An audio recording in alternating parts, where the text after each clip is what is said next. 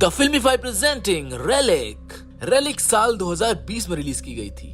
ये एक Australian horror film है। इस मूवी की IMDb रेटिंग 6 है, जबकि इसे डायरेक्ट किया था नैटली जेम्स ने। इस फिल्म में हमें एक बीमारी के बारे में दिखाया गया है जिसे हम सभी भूलने की बीमारी के नाम से जानते हैं।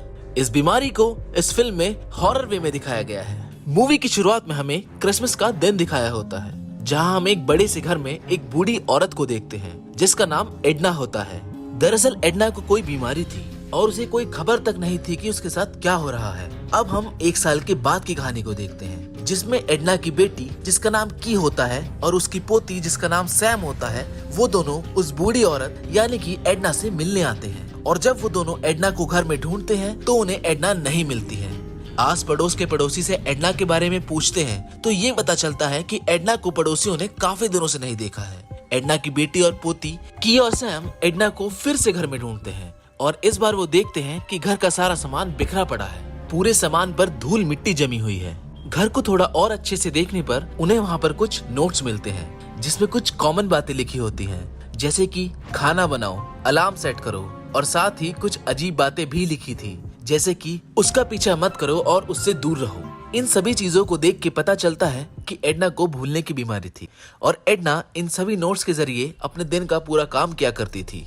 अगले सीन में हम देखते हैं कि एडना की बेटी यानी कि की पुलिस स्टेशन में जाके एक पुलिस ऑफिसर जिनका नाम माइक होता है उनसे एडना के बारे में रिपोर्ट करती है और कहती है कि मेरी माँ मेरे घर से गायब है। और तभी सभी लोग मिलके एडना को जंगलों में ढूंढने लगते हैं। अगले दिन घर पर की और सैम घर की सफाई कर रहे होते हैं। तभी अचानक से सैम को एक अजीब सी आवाज सुनाई देती है और जब सैम उस आवाज की तरफ देखती है तो कोई भी नहीं होता है। थोड़ी देर बाद उस बूढ़ी औरत यानी कि एडना के पड़ोस में एक लड़का रहता है जो कि सैम के बचपन का फ्रेंड था, जिसका नाम जैमी होता है। वो दूर से ही सैम को हाय बोलता है। थोड़ी देर बाद जब सैम वापस अपने घर जाती है तो उसे फिर से वो अजीब आवाजें आती हैं, लेकिन इस बार वो आवाज दीवार से आ रही होती है। उसी रात के को अपने सपने में एक बूढ़ा इंसान दिखता है जो कि काफी काला और बहुत डरावना है और देखते ही देखते उस इंसान की मौत हो जाती है। अगली सुबह एडना घर वापस आ जाती है। सभी लोग एडना से पूछते हैं और ये जानने की कोशिश करते हैं कि वो कहाँ थी, मगर एडना ये कहती है कि उसे कुछ भी याद नहीं है।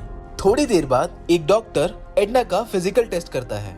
टेस्ट में कोई भी दिक्कत नहीं आती है, लेकिन एडना के चेस्ट पे एक काला दाग होता है। डॉक्टर उस काले दाग के बारे में एडना से पूछती है कि ये कैसे हुआ, तो एडना कहती है मुझे कुछ नहीं पता, मुझे कुछ भी याद नहीं है कि ये कैसे हुआ। डॉक्टर जाते जाते एडना की बेटी यानी के को ये एडवाइस देती है कि एडना को अकेले ना छोड़े। उसी रात सैम को एक घर का स्केच मिलता है। सैम उस स्केच के बारे में अपनी माँ यानी कि के से पूछती है तो के ये कहती है कि ये घर उसके परदादा का था, उन्हें भी भूलने की बीमारी थी और वो इस घर में ही मर गए थे। के सैम को ये भी बताती है जब उसकी माँ यानी एडना का घर बन रहा था तो उसके परदादा का घर का कुछ सामान एडना के घर में भी इस्तेमाल किया गया था। के जब एडना को सुलाने जाती है तो एडना कहती है कि उसके बेड के नीचे कोई है।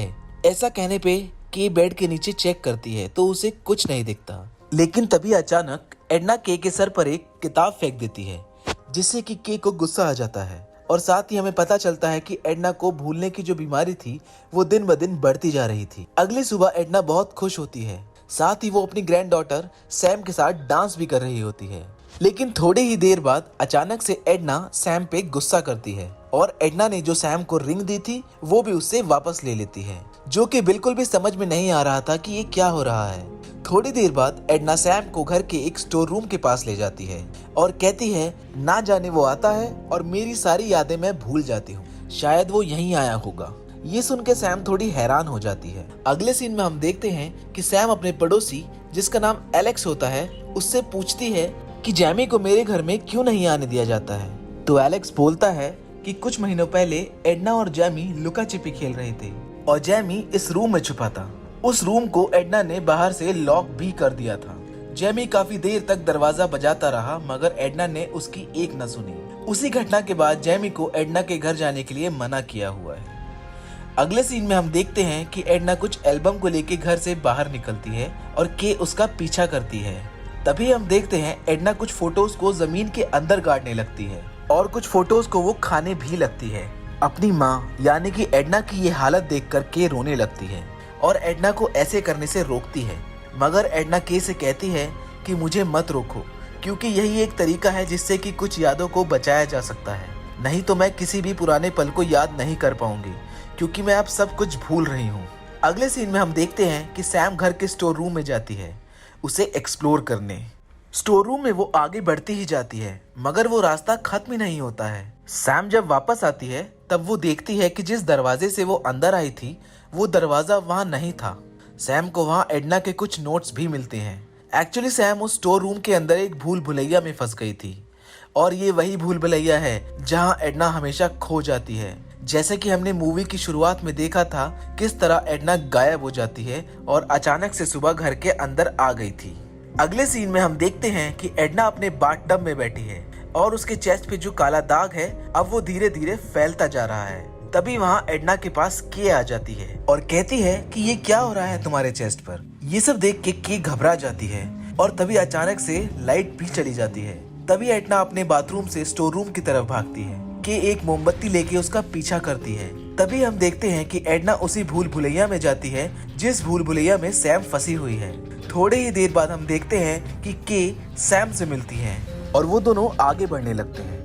वो दोनों देखती हैं कि भूल भुलैया का एक आखिरी दरवाजा है जो कि उनके घर के हॉल में निकलता है, लेकिन वो दरवाजा बंद किया गया है। अब उन दोनों को ये दरवाजा किसी भी तरह खोलना है, लेकिन तभी उनके पीछे एडना आ जाती है और वो उन दोनों पर हमला कर देती है। थोड़ी देर बाद सैम एडना को बहुत जोर से मारती है, जिसके कारण एडना वहीं पर बेहोश हो जाती है। तभी हम देखते हैं कि के और सैम एडना को छोड़कर वहां जा रहे होते हैं। तभी के को एक शीशा दिखाई देता है, जिसमें देखते ही के को याद आता है कि कैसे उसके परदादा को भी वहां पर लोग छोड़कर चले गए थे, जिसकी वजह से उनकी मौत हो गई थी, जिस तरह एडना की हो रही थी। ये सब देखकर के एडना को छोड़कर नहीं जाती है और एडना को बेड पे सुला देती है। अपनी माँ एडना के सर को भी चूमती है।